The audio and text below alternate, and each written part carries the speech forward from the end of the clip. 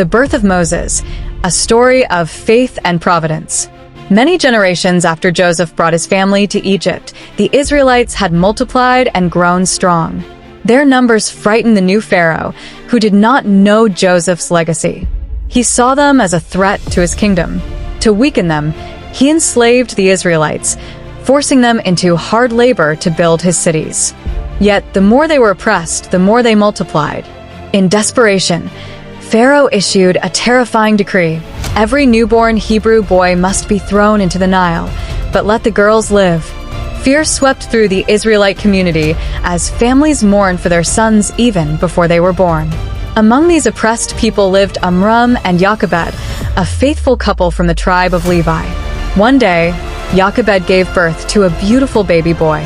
When she held him in her arms, she felt a surge of hope and determination. She knew she could not let him be taken. Risking everything, she decided to hide him. For 3 months, Jochebed kept the baby hidden, muffling his cries and ensuring no Egyptian soldier discovered him. But as the baby grew, it became harder to conceal him.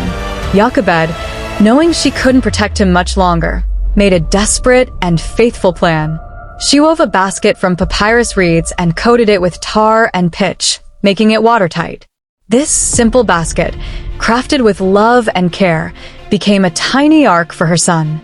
With tears streaming down her face, Jochebed placed the baby in the basket and set it afloat on the Nile River, entrusting her child to God's protection.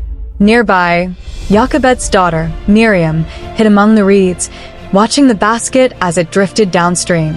She was determined to see what would become of her baby brother. The river carried the basket to a place where Pharaoh's daughter often came to bathe. That morning, as the princess and her attendants approached the water, she noticed the strange basket among the reeds. "Bring it to me," she commanded. When her servants opened the basket, they found the crying baby inside.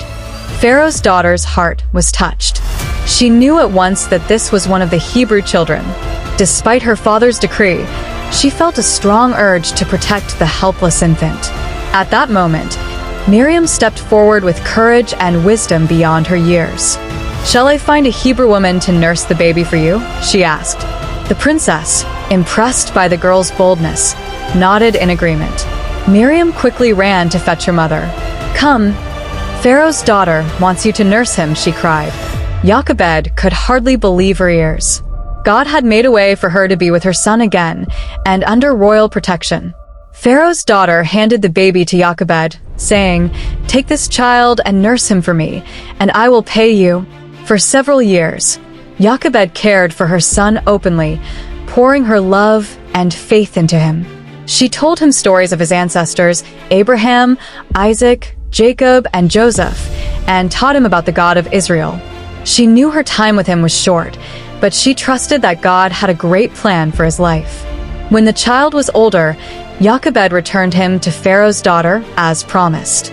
The princess adopted him as her own and named him Moses, saying, "I drew him out of the water." Moses grew up in Pharaoh's palace, surrounded by wealth and privilege, yet he never forgot his heritage. God was preparing him for a purpose greater than anyone could imagine. Though Pharaoh sought to destroy the Israelites, God had raised up a deliverer from within Pharaoh's own household. Moses' life, from the very beginning, was a testament to God's providence and the power of faith. This child, once hidden in a basket, would one day lead his people out of slavery, part the Red Sea, and guide them toward the Promised Land.